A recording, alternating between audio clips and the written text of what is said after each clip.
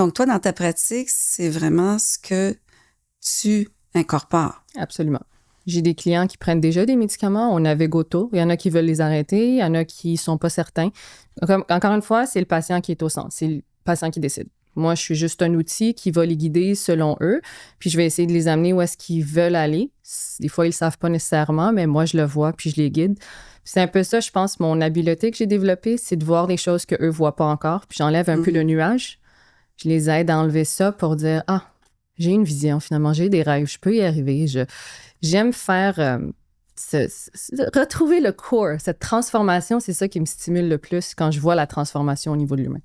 Oui, en fait, moi, j'aime ça, ce que tu exprimes. Tu sais, on voit, par exemple, en médecine fonctionnelle, c'est quand on amène l'individu à saisir tout ce qu'il peut faire dans les petits changements et la progression qu'il vit.